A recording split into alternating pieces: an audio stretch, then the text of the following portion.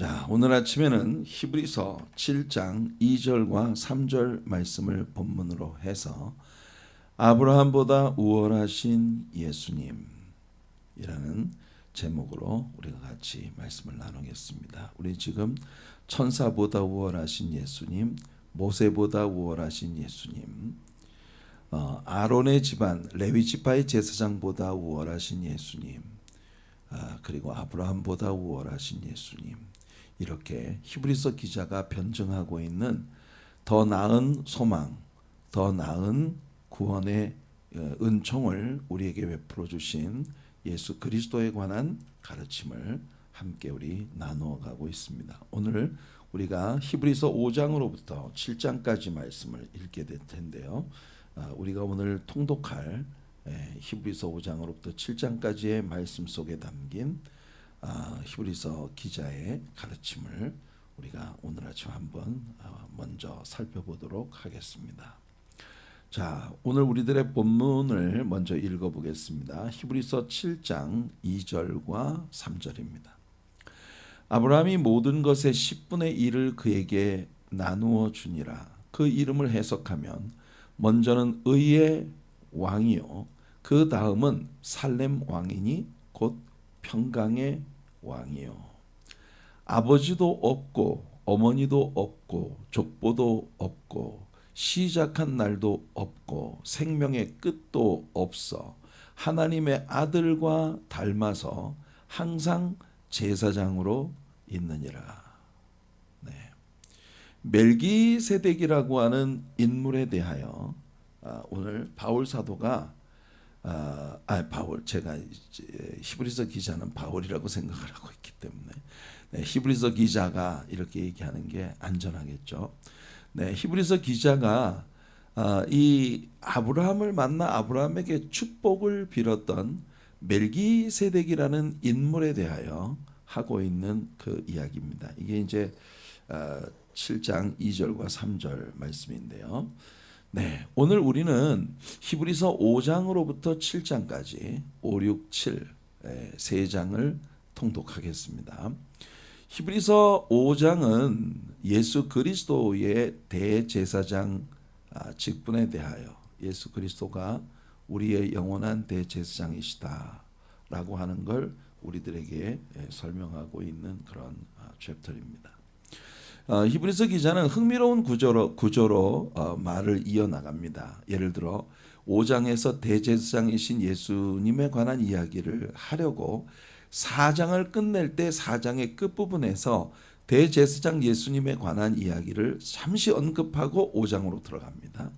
또 5장의 끝부분에서 진짜 멜기세덱에 대해서 할 말이 너무 많은데 너희들이 너무나 영적으로 아직 미성숙해서 그 어려운 말을 알아들을 수 없는 게 안타깝다. 그래서 할 말이 정말 많지만 멜기세덱에 관한 모든 말을 하기가 어렵다.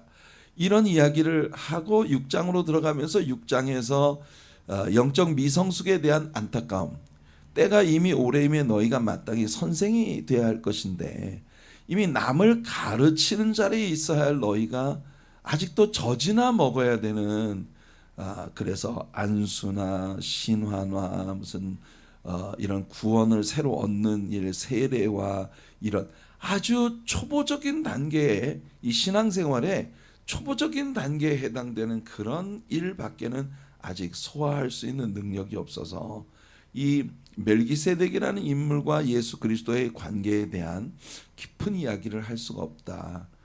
이런 그 안타까운 이야기로 이제 6장을 시작합니다. 그러니까 항상 그 앞장의 끝부분에서 다음 장에 무슨 얘기를 하려고 하는지를 살짝 이렇게 오픈해주는 그런 구조로 말씀을 계속 이어갑니다. 이게 6장의 끝부분에서 멜기세덱이라는 인물에 대해서 집중을 하면서 7장으로 들어가서 이 멜기세덱이라는 인물, 오늘 우리가 본문으로 선택한 2절과 3절 같이 그렇게 멜기세덱과 예수님의 관계를 우리들에게 설명을 하는 이런 연결고리가 이렇게 하나씩 이어져가는 그런 방식으로 성경을 쓰고 있어요. 자, 4장의 끝부분에서 히브리서 기자가 뭐라고 말을 했는지 어제 우리가 읽었던 말씀입니다.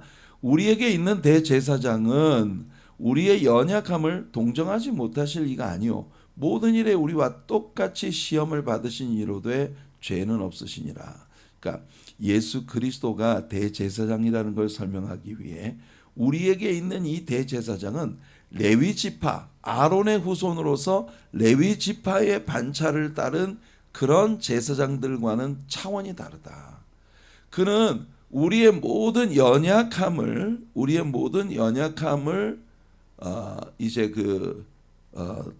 동정하지 못하실 이가 아니다. 우리 옛날 개역한글 성경에서는 여기 우리말에 지금 동정이라고 하는 말이 체휼한다 이렇게 되어 있어요. 그래서 몸소 우리들의 연약함을 몸소 다 감당해 내시고 그리고 우리에게 긍휼을 베푸시는 그런 일을 이야기하는 것입니다. 모든 일에 우리와 똑같이 시험을 받으시노되 우리가 인간으로서 이 땅에서 받는 모든 종류의 시험을 예수님도 받으셨지만 예수님은 그 모든 것들을 이기고 죄에서 승리하셨다. 그렇기 때문에 그는 우리를 구속할 자격이 있는 거죠. 그러므로 우리는 긍휼하심을 받고 때를 따라 돕는 은혜를 얻기 위하여 은혜의 보좌 앞에 담대히 나아갈 것이니라 이렇게 이야기를 했습니다. 이렇게 4장에서 대제사장 레위 지파의 제사장들과는 차원이 다른 상당히 높은 차원의 대제사장에 관한 이야기를 탁 던져놓고 4장을 끝냈는데 5장에 들어가면서 바로 여기에 이어서 이렇게 말을 합니다. 대제사장마다 사람 가운데에서 택한 자이므로 이건 레위 지파의 대제사장이에요. 레위 지파의 대제사장들은 다 사람이다. 사람 가운데서 택한 제사장들이기 때문에 하나님께 속한 일에 이 대제사장의 직분이 다 하나님께 속한 일인데 이 하나님께 속한 일을 하는 데 있어서 사람을 위하여 예물과 속죄하는 제사를 드리게 하나니 이 무슨 말이냐면은 레위 지파의 대제사장들은 자기가 대제사장의 직무를 수행하기 전에 먼저 자기 자신의 죄를 속량받기 위한 속죄의 제사를 먼저 드려야 됐다 그 말이에요. 예수님은 자신이 죄를 속량받아야 할 필요가 전혀 없으신 분이에요. 예수님은 죄가 없으신 하나님이시기 때문에 그래서 예수님은 대제사장 역할을 감당하면서 레위 지파의 대제사장들과는 레위 지파의 대제사장들과는 차원이 다른 그런 분이라고 하는 걸 여기 이야기하고 있는 겁니다. 그래서 레위 지파의 제사장들은 이스라엘 백성들의 죄를 속량하는 하늘에 속한 하나님께 속한 이 일을 하기 위해서 제사장으로 세워졌지만 그런 일을 하기 전에 먼저 자기 자신의 죄 문제부터 해결을 받아야 할 사람을 위한 예물과 속죄하는 제사를 먼저 드려야 하는 그런 인물이었다. 그런 이야기입니다. 자, 그래서 예수님은 이 레위 지파의 제사장과는 차원이 다른 멜기세덱의 반차를 따른 제사장이시다라고 하는 걸 여기 천명합니다. 5절을 보세요. 또한 이와 같이 그리스도께서 대제사장 되심도 스스로 영광을 취하심이 아니요 오직 말씀하신 이가 그에게 이르시되 너는 내 아들이라 아들이니 내가 오늘 너를 낳았다 하셨고. 그러니까 이 레위 지파의 대제사장들이 제사장으로서 세워질 때 하나님의 부르심을 따라 제사장의 직분을 갖게 된 것처럼 예수님 역시도 예수님도 육체를 입으시고 이 땅에 오시기 전에 성부 하나님께로부터 너는 내 아들이라 이렇게 벌써 이 말씀을 듣고 그리고 그 소명 가운데 십자가에 못 박혀 죽으심으로 말미암아 온 세상을 구속하실 그 사명을 가지고 예수님이 이 땅에 오셨다는 겁니다. 그리고 예수님이 그렇게 땅에 있는 레위 지파의 대제사장들처럼 하나님의 소명을 가지고 이 땅에 오셨지만 그들과 차원이 다른 것은 그가 레위 지파의 혈통을 따라 되어진 제사장이 아니라 내가 영원히 멜기세덱의 반차를 따르는 제사장이라 하셨으니 멜기세덱의 반차를 따르는 제사장이라. 그러니까 여러분 원래 레위 지파 사람으로서 그 제사장이 되는 것은요 레위 지파 사람으로서 제사장이 되는 것은 혈통을 따라 되는 것이기 때문에 제사장의 아들로 태어나면 자동으로 그 사람은 제사장의 직분을 수행하게 되어져 있었던 거예요. 그러니까 레위 지파의 혈통을 따라서 내려오는 제사장이 예수님은 아니시다. 실제 예수님은요, 레위 지파가 아닌 유다 지파에서 오셨거든요. 그러니까 예수님이 유다 지파에서 오셨다는 것 때문에 오늘날 유대인들이 예수님은 제사장일 수가 없다, 이렇게 이야기하는 겁니다. 그러나 히브리서 기자는 그 갭을 이렇게 메꿔주고 있는 거예요. 원래 레위 지파의 제사장들은 사람으로서 제사장 역할을 하는 자들이지만 예수님은 사람으로 혈통으로 물려받은 제사장직이 아니라 하나님께로부터 직접 부여받은 멜기세덱과 같은 그런 제사장직을 수행하는 분이시다, 이렇게 이야기를 하고 있는 겁니다. 7절을 보실게요. 자, 혈통을 따른 제사장직보다 우월한 멜기가 아니라 멜기세덱입니다. 멜기세덱의 반차를 쫓은 대제사장이신 예수님을 이야기합니다. 7절을 보시면요, 그는 육체에 계실 때에, 예수님이 육체를 입고 계시니까 사람으로 이 땅에 살아가시던 그때에 자기를 죽음에서 능히 구원하실 이에게 심한 통곡과 눈물로 간구와 소원을 올렸고 그의 경건하심으로 말미암아 들으심을 얻었느니라. 자, 여러분, 히브리서 기자가 굉장히 차원 높은 이야기를 우리에게 들려주고 있어요. 당연히 여러분, 이 예수님의 기도에 관한 이야기는 예수님의 어떤 기도를 두고 말하는 것 같습니까? 지금 히브리서 기자가 육체에 계실 때 자기를 죽음에서 능히 구원하실 이에게 심한 통곡과 눈물로 간구와 소원을 올렸고, 이 말은 겟세마네 동산에서 예수님께서 아버지여 할만하시거든 이 잔이 할 수만 있으면, 그 말은 우리가 지난 며칠 전에 배웠죠. 할 수만 있으면이라는 이 말은 무슨 말이냐면, 내가 굳이 십자가에 쓴 잔을 마시지 않아도 인류의 구속을 위한 나의 소명이 이루어질 수 있다면 아버지 할 수만 있으면 이 잔이 내게서 지나가게 하옵소서라고 눈물과 통곡으로 구했다.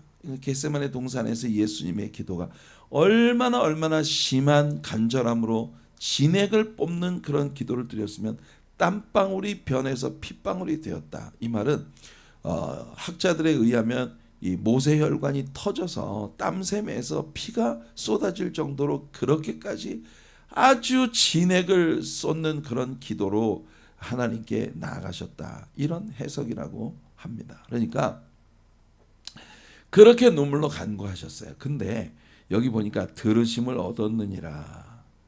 정말 저는요, 너무너무 다행인 것이 성부 하나님께서 이 잔이 내게서 지나가게 하옵소서라는 예수님의 기도를 들어주지 않으셨다는 것이 저에게는 너무너무 감사한 일이고 다행스러운 일이에요. 그래서 예수님이 계속 기도하시다가 마침내 예수님의 기도가 바뀌었습니다. 어떻게 바뀌었습니까? 그러나 나의 원대로 마옵시고 아버지의 원대로 되기를 원하나이다. 하나님께 들으심을 얻은 기도는 바로 그 기도입니다. 이 잔이 내게서 지나가게 하옵소서, 이렇게 간구하실 때 아버지께서 정말 너무너무 가슴 아픈 아버지의 마음으로 그래 오냐 네가 왜 대신 고생을 하고 네가 왜 대신 고통을 당해야 돼? 그래, 이 잔을 그냥 패스하자, 이렇게 하셨다면 우리들의 구속은 끝이에요. 그런데 아버지께서 고개를 돌려버리셨어요. 이사야 선지자가 예언한 것처럼 하나님과 사람들 앞에 고개를 돌리고 보지 않음을 받은 자같이 예수님은 그렇게 던져졌습니다. 그때 예수님께서 나의 원대로 마옵시고 아버지의 원대로 되기를 원하나이다. 이 기도가 하나님께 응답되어서 바로 그 기도의 응답으로 예수님은 십자가를 지셔야만 했다. 우리는 이 겟세마네의 기도를 통해서 확실하게 배우는 게, 인류의 구속의 여망은, 인류의 구속의 천국에 대한 더 나은 소망은 오직 예수님의 십자가밖에 없었다. 다른 길이 있었다면 하나님께서 그 길을 택하셨을 것이다. 그러나 할 수만 있으면 지나가게 해달라는 예수님의 기도에 하나님이 침묵하신 것은, 그리고 아버지의 원대로 되기를 원하나이다라고 기도하셨을 때 이미 예수님은 십자가에 달려 죽으시는 그 모든 과정들을 감수하신 겁니다. 그 기도가 아버지께 응답되었다는 거예요. 그가 아들이시면서도 받으신 고난으로 순종함을 배워서 저는 이 부분이 상당히 그 가슴에 와 닿습니다. 예수님도 하나님의 아들이시면서 고난을 받으시면서 아버지께 순종하시는 그런 순종의 예를 배우셨다. 온전하게 되셨은즉 자기에게 순종하는 모든 자에게 영원한 구원의 근원이 되시고. 여러분, 예수님은 그가 행하시는 모든 일에서 우리들 모두에게 본이 되기를 원하시는 분이세요. 그래서 예수님은요, 모든 주님께 순종하는 모든 자들에게 영원한 구원이 되어 주시기 위해서 아버지께 예수님도 순종하는 것을 배우셨다. 그러니 여러분, 저와 여러분 같은 이런 사람들이야 얼마나 하나님께 순종하는 걸 배워야 하겠습니까?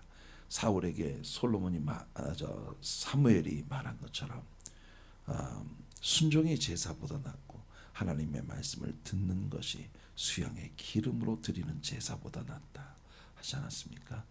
자, 그래서 이제 하나님께서 예수님에게 그를 따르는 모든 자들에게 구원의 근원이 되어 주시는 그런 이제 은혜를 주셨는데, 하나님께 멜기세덱의 반차를 따른 대제사장이라 칭하심을 받으셨느니라. 자, 이게 이제 5장으로부터 7장까지 히브리서 기자가 설명하고 있는 내용이에요. 겟세마네에서의 기도의 응답이 예수님으로 하여금 레위 지파의 제사장이 아닌 멜기세덱의 반차를 쫓은 제사장의 일을 하게 하셨다. 그래서 십자가의 고난으로 순종의 중요함을 예수님이 배우셨다면 우리 같은 사람들 얼마나 더 순종의 도를 배우기 위해 우리 주님께로 나가야 할까요? 자, 11절 이제 5장의 끝부분입니다. 멜기세덱에 관하여는 우리가 할 말이 많으나, 야, 멜기세덱에 대해서는 내가 진짜 해주고 싶은 말이 너무 많은데 너희가 듣는 것이 둔함으로, 이게 아직까지 너희가 이 말을 듣고 깨달을 수 있는 그런 성숙이 너희에게 없기 때문에 그래서 너희들에게 설명하기가 참 어렵다. 이게 이제 히브리서 5장을 끝내면서 바울이 하고 있는 말입니다. 솔직히 바울 사도는 6장에 들어가면서 그런 말을 했거든요. 마땅히 때가 오래임에 너희가 선생이 돼야 할 텐데 아직도 이렇게 초보의 도에 머물러서 맨날 똑같은 것을 배워야 하는 그런 위치에 있다는 게 너무 가슴이 아프다. 사실 바울은요, 고린도 교인들에게도 그와 유사한 이야기를 한 적이 있습니다. 고린도전서 3장 1절과 2절을 보시면, 형제들아, 내가 신령한 자들을 대함과 같이 너희에게 말할 수 없어서 내가 진짜 좀 더 영적인 영에 속한 사람들에게 말을 하는 것처럼 그렇게 깊은 이야기를 너희들에게 하고 싶은데 그럴 수가 없어. 왜냐하면 육신에 속한 자, 곧 그리스도 안에서 어린아이들을 대함과 같이 너희들에게 말할 수밖에 없구나. 왜냐하면 너희들이 미성숙했기 때문에. 그래서 내가 너희를 저주로 먹이고 밥으로 아니하였노니. 아직요, 이유기가 끝나지 않았어요. 고린도 교인들한테 바울이 하는 말이, 너희는 아직 이유기가 끝나지 않았어. 그래서 너희가 fully weaned 되지 못했기 때문에 완전히 그 이유식을 끝내고 이제는 젖이 아닌 밥을 먹을 수 있는 이런 소화 능력이 너희들에게 없기 때문에, 그래서 너희가 감당하지 못하였음이거니와 지금도 못하리라. 이게 굉장히 애석해하는 바울 사도의 애석함을 여기서 표하고 있는 그런 이야기를 고린도 교인들에게 한 적이 있죠. 히브리서 기자도 그와 동일한 이야기를 6장에 들어가면서 합니다. 내가 이 멜기세덱의 반차를 쫓은 제사장이 되었다는 부분에 대하여 너희들에게 정말 깊은 이야기를 해주고 싶은데 그런데 너희가 이걸 소화할 수가 없기 때문에 내가 못하겠다. 그래서 머뭇거리고 있는 히브리서 기자의 모습을 우리들에게 보여주는 것입니다. 자, 히브리서 6장 19절과 20절 그렇게 그들의 미성숙에 대한 이야기를 하다가 히브리서를 이렇게 끝내고 있어요. 우리가 이 소망을 가지고 있는 것은 영혼의 닷과 같아서 튼튼하고 견고하여 휘장 안에 들어가나니. 자, 이 소망이 뭘 말하냐면 예수 그리스도가 멜기세덱의 반차를 쫓은 제사장으로 우리보다 앞서서 당신의 육체로 휘장을 여시고 성소 안으로 들어가셨다는 겁니다.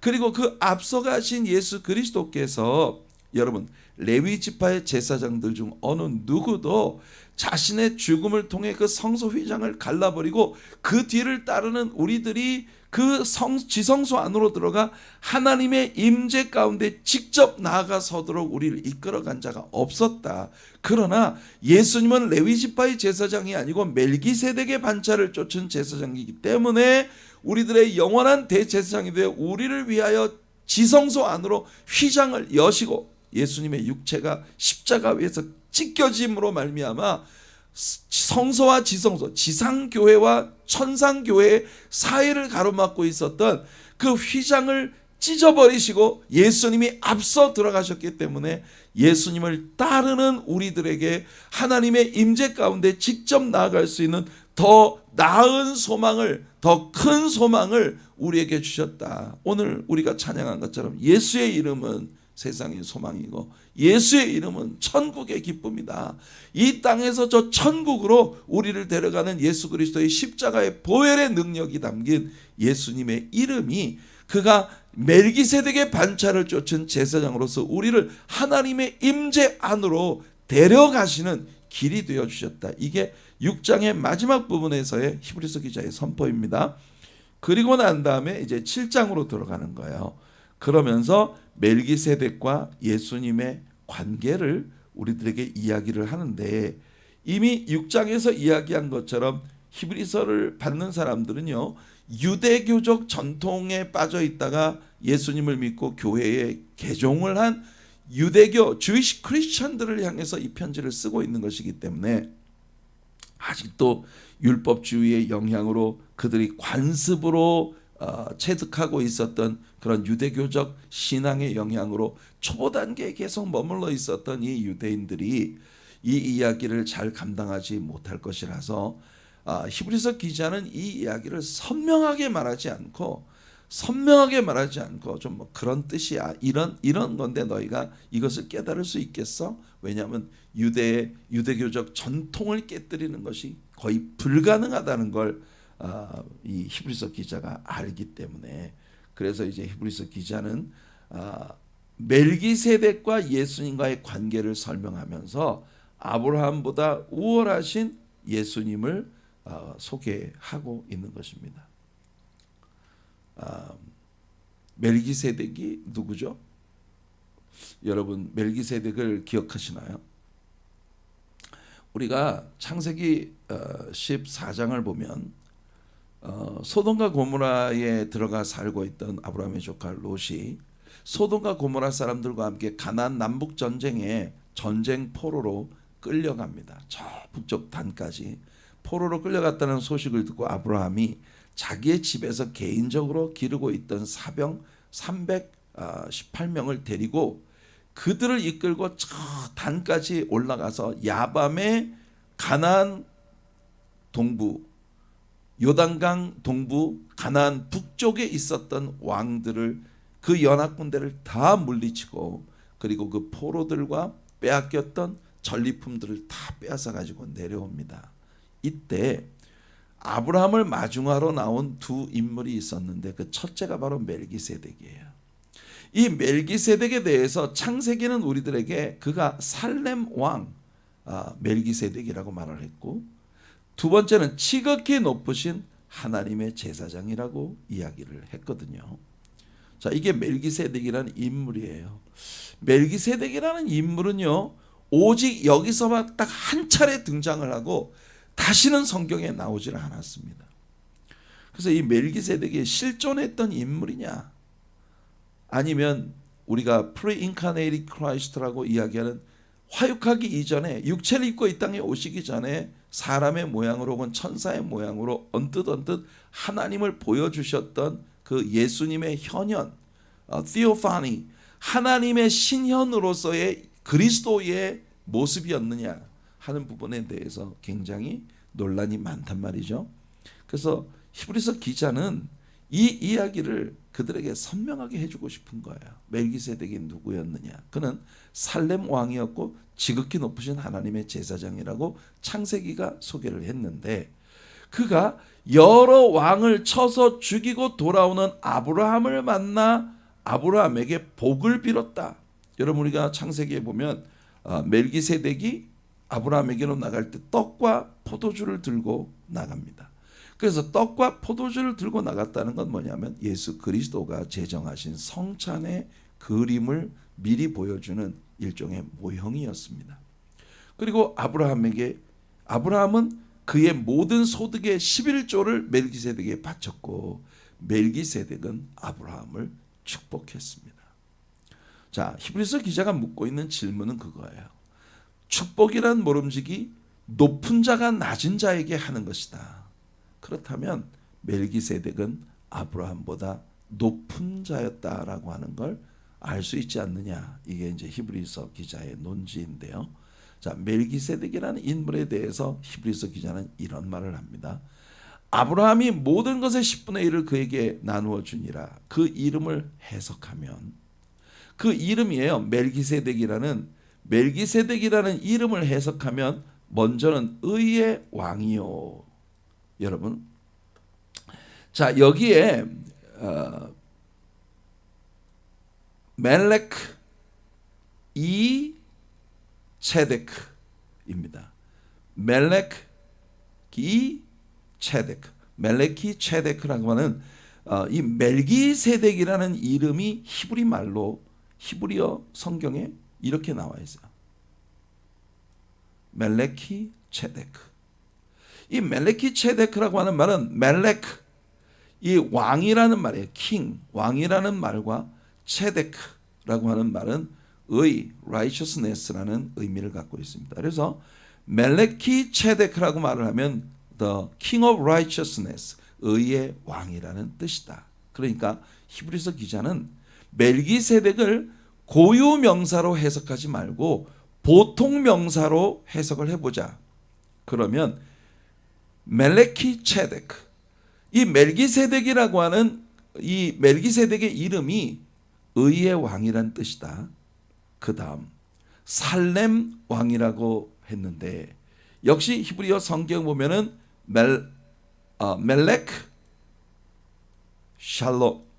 샬롬입니다. 멜렉 샬렘. 그러니까 이 샬렘이라는 말은 샬롬으로부터 왔어요. 그러니까 이게 peace, 평강 혹은 평화입니다. 그래서 이 살렘 왕이라고 하는 이 말은 the prince of peace, 평강의 왕이란 말이에요. 그러면 히브리서 기자가 이 멜기세덱이라는 존재를 이렇게 해석을 해놓고 보니 이것이 구약 성경에서 신약에 오실 예수 그리스도에 대한 예언들 속에서 사용되어진 예수님의 호칭입니다. 이사야 9장 6절을 보면 이는 한 아기가 우리에게 낳고 한 아들을 우리에게 주신 바 되었는데 그 어깨에는 정사를 메었고 그 이름은 기묘자라 모사라 전능하신 하나님이라 영존하신 아버지라 평강의 왕이라 할 것임이라. The Prince of Peace, 예수님의 이름 중에 하나입니다. King of Righteousness, 그는 의의 왕이셔요. 그러니까 이 구약의 예수님에 대한 예언적 명칭들을 바로 이 멜기세덱이라는 이름이 보통 명사로 해석할 때 여러분 이 속에 담겨 있는 의미라는 겁니다. 그리고 히브리서 기자가 신기한 말을 합니다. 우리가 창세기에서 멜기세덱이라는 인물이 딱 여기 한 군데밖에 안 나오거든요. 그런데 그는 아버지도 없고 어머니도 없고 족보도 없고 시작한 날도 없고 생명의 끝도 없다. 이게 무슨 뜻입니까? 아버지도 없고 어머니도 없고 그는 누구로부터 피조되지도 유출되지도 않았어요. 그는 처음부터 스스로 존재하는 자입니다. 이 말은 멜기세덱이 하나님의 현현이었다고 하는 걸 에둘러 표현하고 있는 말입니다. 그래서 하나님의 아들과 닮아서, 이 닮았다는 말이 옛날 개역 성경에서는 하나님의 아들과 방불하여, 그러니까 하나님의 아들인 예수 그리스도와 동일한 분이다, 이렇게 말을 하고 있는 거예요. 그는 항상 제사장으로 있느니라. 그러니까 히브리서 7장 2절과 3절에 나오는 히브리서 기자의 이 변증은 바로 멜기세덱이 예수 그리스도의 현현이었다라고 하는 것을 설명하고 있는 건데, 이걸 유대 전통에 빠져 있는 아직 초보 단계에 있는 유대교로부터 기독교로 개종을 해서 들어온 주이시 크리스천들이 받아들이기에는 너무나 충격이에요. 왜냐하면 히브리 사람들에게는요, 아브라함이 최고입니다. 그들의 머리 위에 있어요, 아브라함이. 그런데 아브라함보다 멜기세덱이 높은 존재라는 이 설명을 히브리 사람들이 받아들이기가 너무 힘들어요. 그래서 멜기세덱은 의의 왕이란 말이고 살렘 왕은 평화의 왕이다. 예.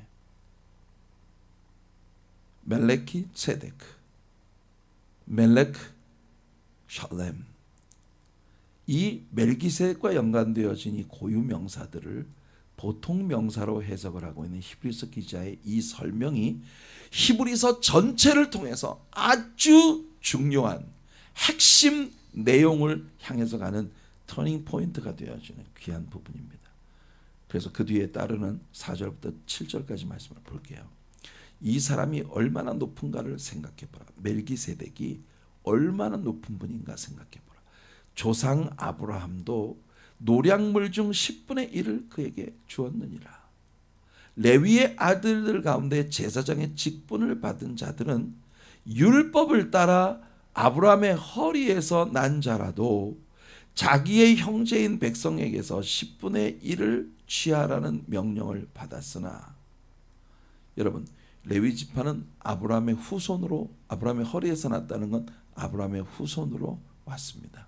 그런데 아브라함의 후손인 레위 지파 사람, 아브라함의 아들 이삭, 이삭의 아들 야곱, 야곱의 12 아들들 가운데 레위의 후손들이 제사장 직분을 수행하게 되어 있는데, 아직 레위라는 사람도 태어나기 전에 벌써 아브라함에게 축복을 한 제사장이 있었다. 그렇게 지금 설명을 하고 있는 거예요.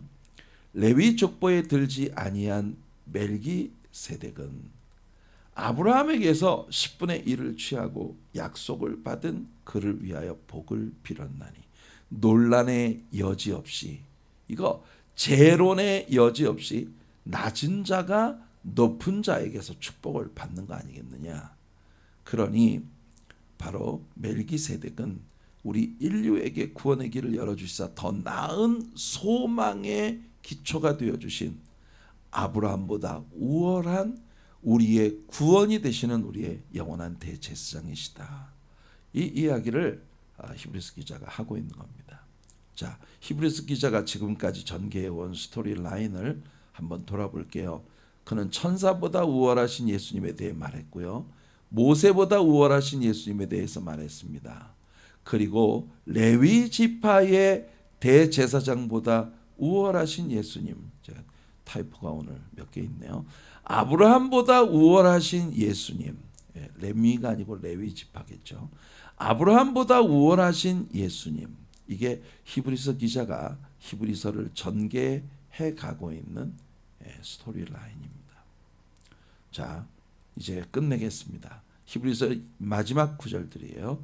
22절, 이와 같이 예수는 더 좋은 언약의 보증이 되었느니라. 여러분, 지금까지 히브리서 기자는요, 계속해서 더 나은 언약, 더 나은 천국, 더 나은 축복, 이 더 나은 것들을 계속 예수 그리스도를 통해 하나님이 우리에게 주셨다고 하는 걸 얘기하고 있어요.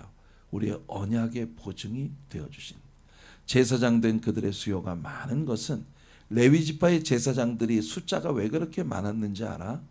당연히 그들은 다 자꾸 죽으니까, 그들이 죽으면 다른 사람이 또 제사장 역할을 수행해야 되니까. 그러니까 그들이 다 죽는 자들이에요. 그러나 예수는 영원히 계심으로 그 제사장 직분도 갈리지 아니하느니라. 이게 멜기세덱이 바로 예수님이셨다라고 하는 걸 히브리서 기자는 거의 낙인을 찍고 있는 겁니다. 멜기세덱이란 인물은 왜 하나뿐인지 알아? 그 멜기세덱은 바로 예수님으로 그는 영원히 계시는 분이기 때문에 그의 제사장 직분을 다른 사람이 계승해야 할 필요가 일체 없었다는 이야기를 하는 겁니다. 그러므로 자기를 힘입어 하나님께 나아가는 자들을 온전히 구원하실 수 있으니, 자기를 힘입어 하나님께 나아가는 자들을 온전히 구원하실 수 있었어요. 그가 항상 살아 계셔서 그들을 위하여 간구하십니다. 여러분, 예수님의 대제사장 직분은 절대 갈리지 않기 때문에 예수님 뒤에 멜기세덱의 반차를 따른 다른 제사장이 일어날 필요가 없었어요. 멜기세덱이 바로 예수 그리스도의 현현이었다고 하는 걸 히브리서 기자는 이렇게 설명을 하고 있는 겁니다. 자, 이러한 대제사장은 우리에게 합당하니 거룩하고 악이 없고 더러움이 없고 죄인에게서 떠나 계시고 하늘보다 높이 되시니라. 그는 저 대제사장들이 먼저 자기 죄를 위하고 다음에 백성의 죄를 위하여 날마다 제사 드리는 것과 같이 할 필요가 없으니, 아까 이야기했잖아요, 그죠? 예수님은 자기 자신을 위해서 속죄의 제사를 드릴 필요가 없었어요. 왜냐하면 예수님은 죄가 없으시기 때문에. 이는 그가 단번에 자기를 드려, 예수님은 십자가에 딱 한 번만 돌아가시면 됐습니다. 단번에 십자가 위에 죽으심으로. 바로 이 그림을 깨뜨린 것이 모세가 반석을 두 번째 지팡이로 또 친 그런 사건이었잖아요, 그죠? 예수님은 두 번 죽으실 필요가 없다. 십자가 위에 단번에 자기를 드려 희생의 제사를 이루심으로써 더 나은 구원, 더 나은 천국의 소망을 우리에게 허락하셨다는 겁니다. 네, 오늘 우리에게 적용할 말씀은 바로 멜기세덱의 반차를 쫓은 제사장이라는 시편 110편 4절의 선언입니다. 사실은 오늘 지금 새벽에 내내 우리가 나눈 것이 바로 시편 110편 4절의 이 예언의 성취에 대해서 이야기를 한 거예요. 여호와는 맹세하고 변하지 아니하시리라. 이르시기를 너는 멜기세덱의 서열을 따라. 이 서열이 옛날 개혁 성경의 반차입니다. 너는 멜기세덱의 서열을 따라 영원한 제사장이라 하셨도다. 이게 서열이라고 하는 것이 뭐냐면 리니지예요. 리니지. 멜기세덱의 그 제사장직을 네가 가지고 있다. 이게 시편 110편에서 다윗의 예언이었습니다. 이 예언의 성취를 히브리서 기자는 우리들에게 설명을 해준 것입니다. 성도 여러분, 예수 그리스도는 구원의 유일한 여망이 되시는 분이십니다. 그는 멜기세덱의 모습으로 현현하사 이스라엘 유다백 모든 그 히브리인들 유대인들에게 머리라고 여겨지는 아브라함을 축복하신 하나님의 현현이었다고 하는 걸 히브리서 기자가 설명합니다. 그래서 히브리서의 주제를 얘기해라. 그러면 우리의 대제사장이신 예수입니다. 거룩하신 우리 하나님 아버지,